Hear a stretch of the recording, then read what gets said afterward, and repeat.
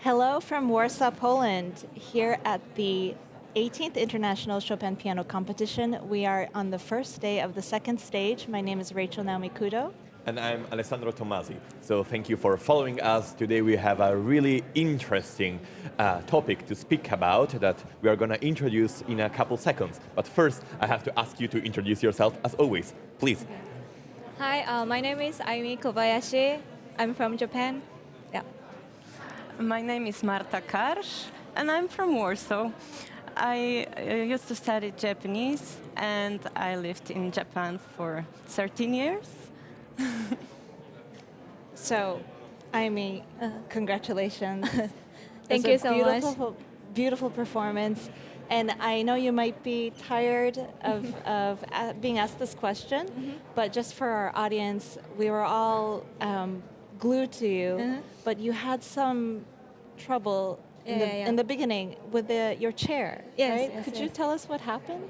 So the chair prepared on the stage was kind of too low for me, but I was kind of hesitating to ask to change, to go back, but especially for the etudes, I was very kind of worried to play with a low chair because some people told me already the piano was kind of a little bit heavier than the piano selection. So I decided to ask, if they're the higher chair or not. But it turns out they were not higher chair. So I just played it with the original one. Yeah. But It's a whole story. Oh my gosh, but I can't imagine having to go through that so quickly through your brain before you already have the music to worry about. But these extra factors is something that is so, So surprising. it was the kind of first time to go back the backstage after I came to the on the stage. Before you even started to play. But, I mean, you handled, I think, the situation so calmly, and I was so amazed that you played so flawlessly after going through that. Thank you so it's much. really very, very stressful, so congratulations. Thank you. How did you feel coming back to the stage? I mean, we're very familiar with your beautiful playing, your artistry, and you're a previous finalist. So was this a difficult decision for you to come back? Yeah, of course.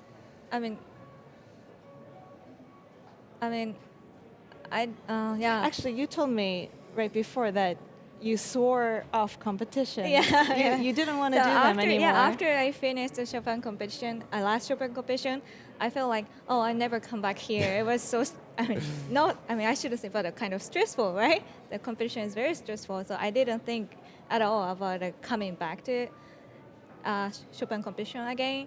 But maybe around 2 years ago, right before the deadline, I was thinking of going to some competitions.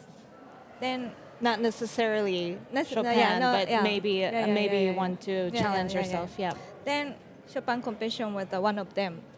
Then, so still I hadn't decided to come back, but just I applied, just in case if I wanted to go. Then then maybe after I passed the audition of the DVD audition, I decided to come back. Yeah.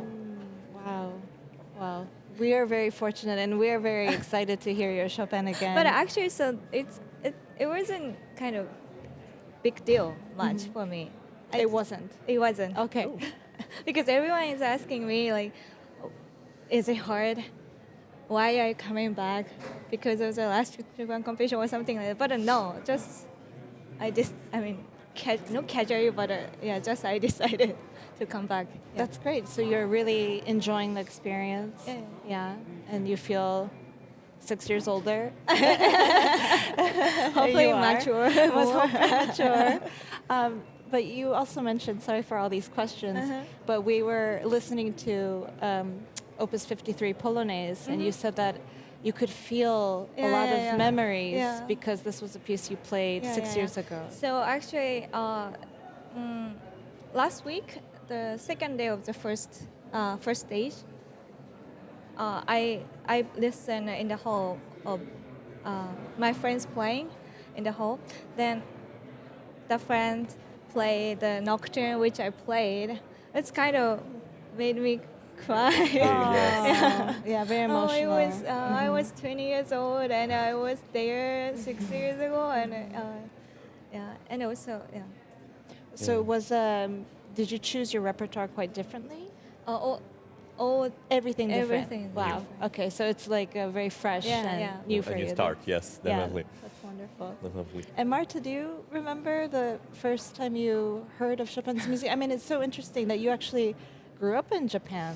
Yes, I from 2 until 8, I lived in Japan. My dad, he worked at the embassy, and I spent my childhood there. So I remember, well, first of all, I would like to say it's a big honor and surprise for me to sit in this chair where I saw so many wonderful pianists were sitting, and I hope I can share some of my feelings about what competition and Chopin, and about Japan and Chopin relation. So I think first time, I don't remember, but I have a picture that I treasure a lot. I think first time I heard Chopin was after Christian Zimmermann won the Chopin competition, and he had a tour. He came to Japan, and he had a concert at the embassy. And I just have this picture of him with me, and it's just, it's like one of my biggest treasure, most I have. So maybe it was the first time that I heard Chopin. Mm-hmm. Well, not a bad first time, if I have to say so. No, not at all. Yeah, it's a fantastic memory, and also I really would have loved to listen to the young Christian Zimmermann right after the competition I regret touring. I don't remember. Yeah, of course, but still. But this picture is so nice. You introduced the topic, the main topic we are going to face in this small Chopin talk of ours today, which is the relation between Japan and Chopin's music, because we could notice we have a lot of competitors from Japan, and most of all that Chopin is an extremely popular composer in Japan, more than Mozart or Beethoven or Schumann or also Debussy or really big names that maybe, for example, Beethoven, I could say, is one of the most popular in Europe because it's the symbol of Europe, or Verdi in Italy, of course, for obvious reasons. And Chopin, for classical music, of course, is like really the composer to go. And you mentioned some theories about why is there this kind of affinity in Japan with Chopin's music. Yeah, well, I'm not sure if I'm in a position to say in the name of all Japanese friends and pianists and Chopin music lovers, but I heard once Michiye Koyama. She explained very nicely, she answered very nicely this question, and she said something like that in Japanese culture there is a cherry blossom season, which is like cherry symbolized the like total perfection, and also, you know, the flower is like the beautiful, and the season is very short.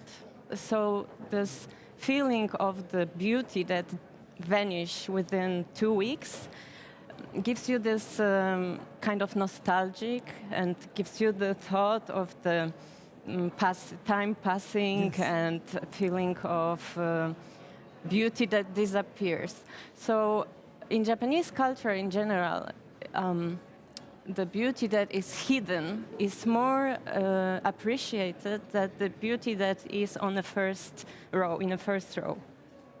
And I think something like that is also, you can find in Chopin's music, that this beauty is hidden. It's not like very, how to say? Straightforward, yes. Yes, it's more hidden, and also kind of nostalgic for I think, his memories of Poland when he was composing it, and this a little bit sad. Yes. You can find. So I think all these feelings and emotions that are hidden in Chopin's music are very close to the Japanese idea of the aesthetic of the beauty. And maybe that's why Chopin music connects so well Polish and Japanese listeners. Fantastic. Yeah. And Aimi, what about you? You are a Japanese pianist, not only playing Chopin's music, so also having the possibility to play many different composers' music, but of course with a sweet spot for Chopin's music. And what do you think about it? That's very difficult question. Yeah, it's I didn't really expect difficult, that again. I don't know. The Marta talk, it was very interesting, and I feel like kind of same feeling. And I don't know, maybe as we talked before, the personality-wise, Japanese don't say like directly. It's kind of thinking or always thinking inside, or kind of hesitating to say directly. So I feel like Chopin's music also, or Chopin's personality also, because he wrote the diary a lot instead of like telling people.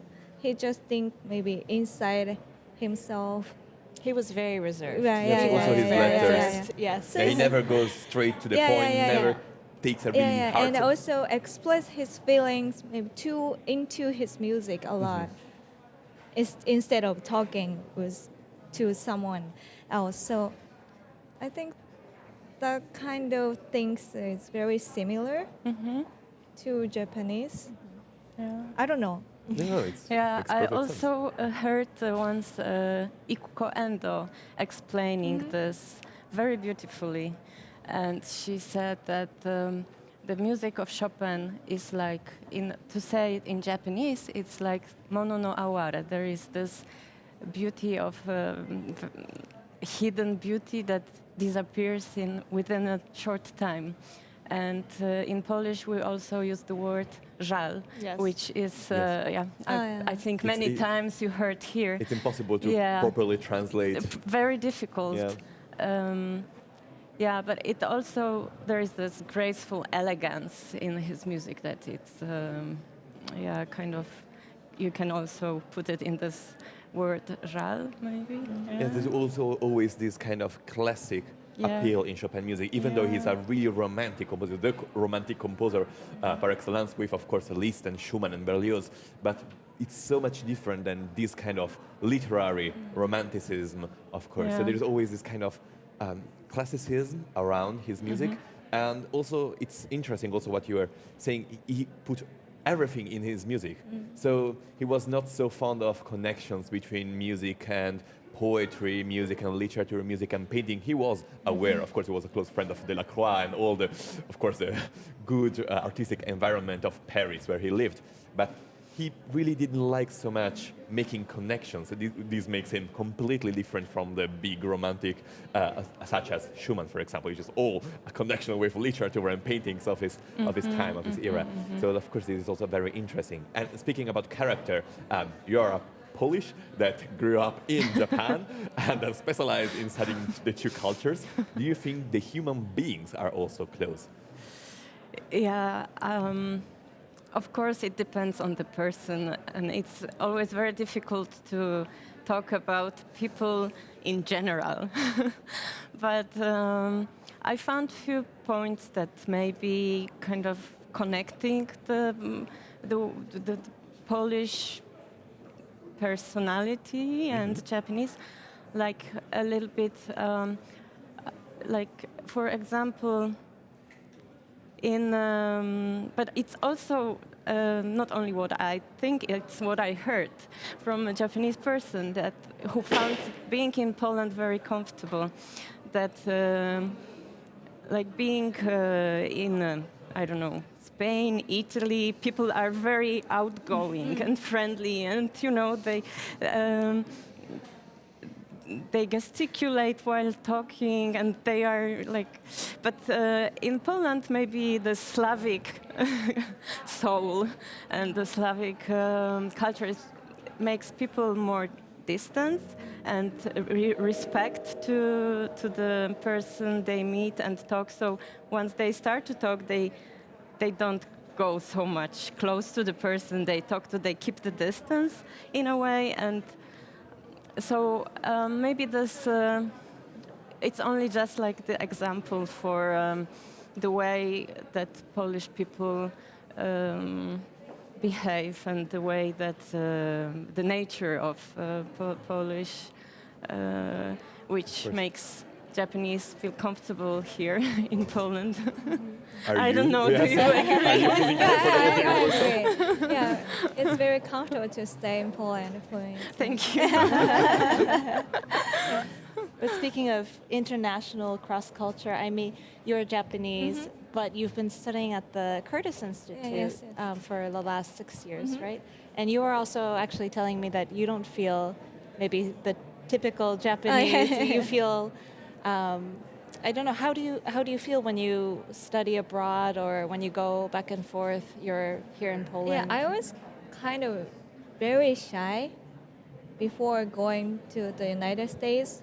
But if you live in the United States or I don't know, maybe somewhere else out of Japan, maybe you should say your thoughts. Otherwise, people never listen to you. So I just try to change myself to like express my feeling more and thoughts. Then maybe naturally it's changed. Because actually, as an observer, Japanese, I think musicians tend to go to Europe. They maybe go to Germany or France. It's very popular to study, but you chose the States. Because my previous teacher in Japan was studying in Juilliard.